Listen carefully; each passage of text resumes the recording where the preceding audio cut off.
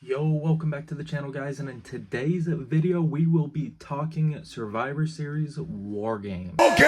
Today we're going to break it down, we're going to fantasy book it, we're going to talk about the scoop, we're going to talk about predictions and what I think is going to happen, what I would like to happen versus what I think is going to happen.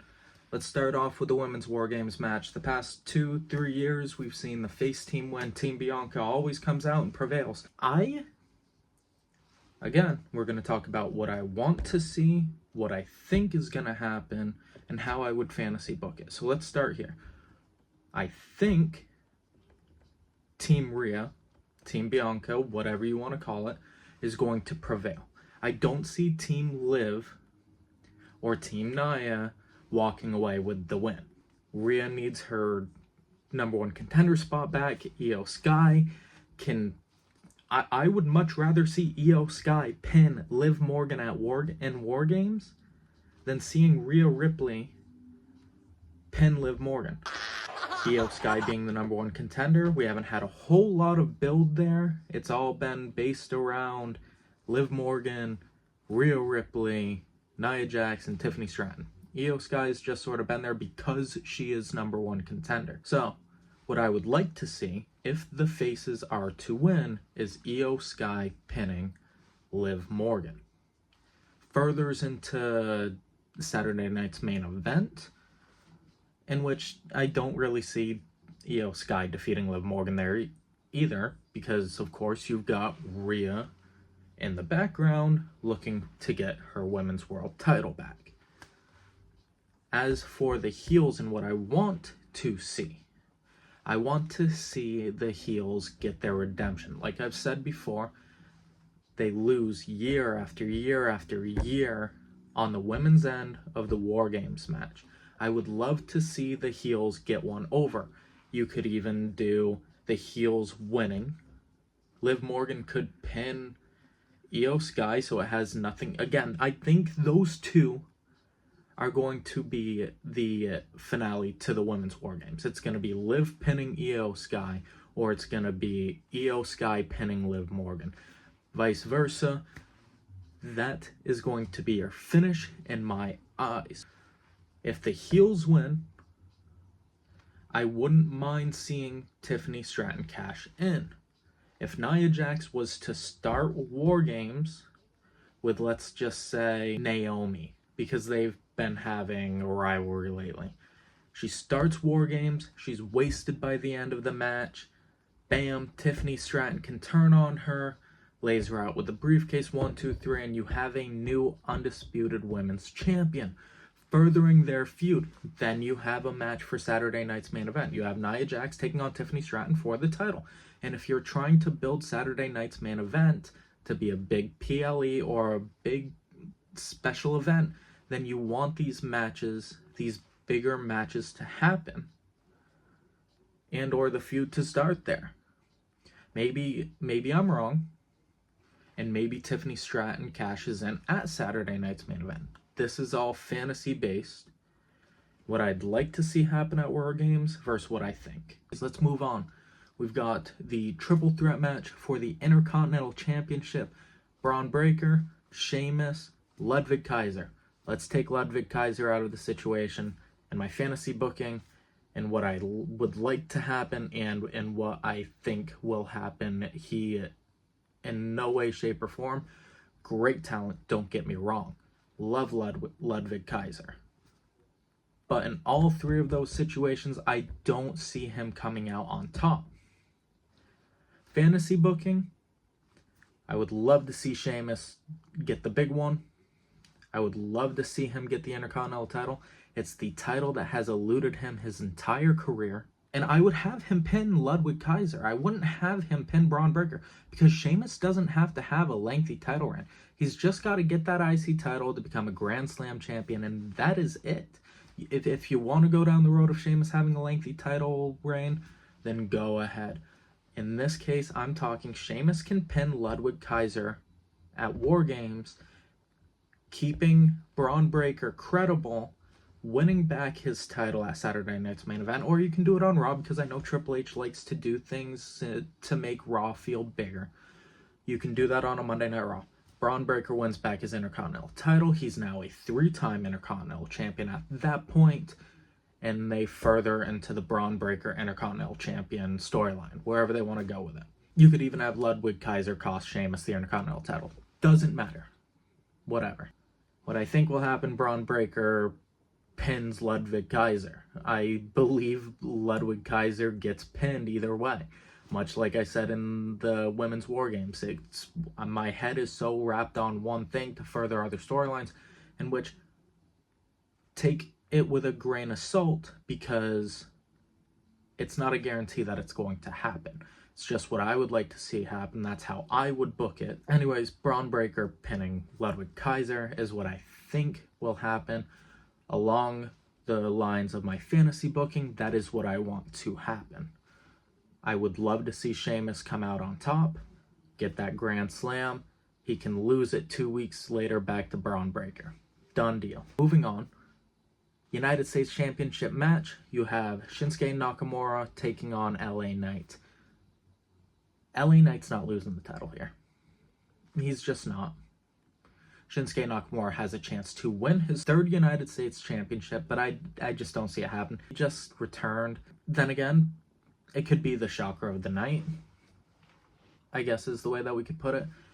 I'm not counting out Shinsuke. I just don't think, and I don't really want him to win the United States title. I feel like LA Knight has been a great United States champion, defending it on SmackDown against the likes of Humberto Carrillo, Santos Escobar, Andrade, Carmelo Hayes. He's been a workhorse champion for that United States title, and I don't think it's time for him to lose it. I think if he's going to lose it, he should lose it to someone like Carmelo Hayes. So, my prediction, my fantasy booking, who I would like to win, who I want to win, who I think is going to win, LA Knight, yeah. Moving on to the co-main event, we have Gunther taking on Damian Priest for the WWE World Heavyweight Championship. And I have not been liking the build to this match, because they've made Gunther look like an incredible, and I'm not talking like incredible champion, I'm not talking like he's going out there destroying everybody, beating everybody, whatever. He's an incredible. As in, he goes out there, and I'm seeing him get his ass beat every single week. Damian Priest has been doing absolutely nothing but making him look like a... And I don't like that. I like the badass Gunther character that he was when he was Intercontinental Champion. I think that's the character that Gunther should have. He shouldn't be cowardly. He shouldn't look weak. I mean, hell, we're talking about Gunther here. He's one of the best wrestlers in the goddamn world right now. I get you're trying to build Damian Priest back up to the main event scene after the detour that he took with the Judgment Day breaking up. But I think that you could have gone about it a different way. I know that he's now this street thug character. You want to make him look like a badass, but you could do the same thing with Gunther looking like a badass as you do with Damian Priest. It's been 3 weeks straight of Gunther ending the night laying on his back, and I get it. They want you to believe that Damian Priest is walking out of Survivor Series WarGames with the World Heavyweight Championship, but he is not. I do like Damian Priest. I do like these people that I'm predicting to lose, as well as fantasy booking to lose, you know what I mean? It's just taking what they have given us and trying to play off of their playbook. Damian Priest does not walk out World Heavyweight Champion. I think Gunther holds the title until Mania, and we have the Cena vs. Gunther match for the World Heavyweight Championship.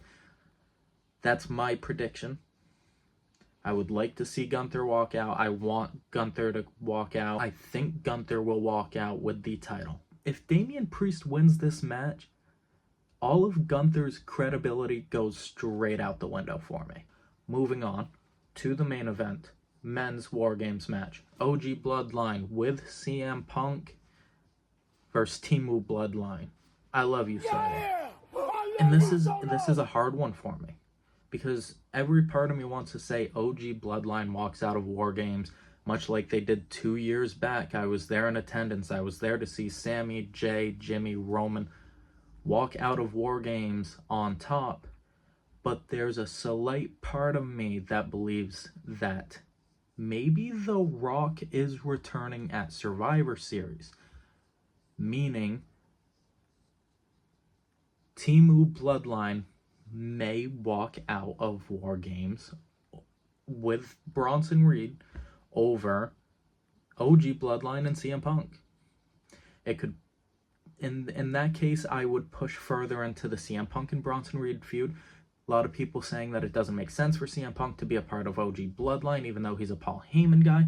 But a lot of people are forgetting CM Punk was out for a little bit because of Bronson Reed, storyline based. So you can push into that storyline.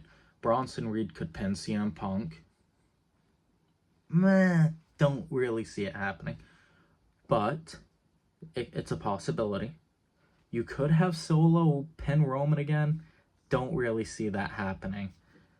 You could have Jacob Fatu, much like on SmackDown, pinning Jey Uso, but I don't think they're going to repeat the main event of SmackDown inside of War Games. You could have the GOAT, Tama Tonga, pinning Roman Reigns. I think that's going to happen.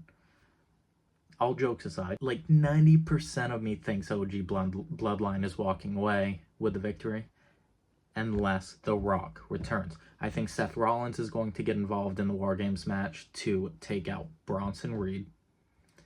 I think I don't see Roman pinning Solo right now. I think Roman versus Solo happens at the Rumble. I think that is going to, if not main event the Royal Rumble, then it'll either open or co-main event, because that is an important match in the Bloodline story, and it needs to be placed correctly on the card.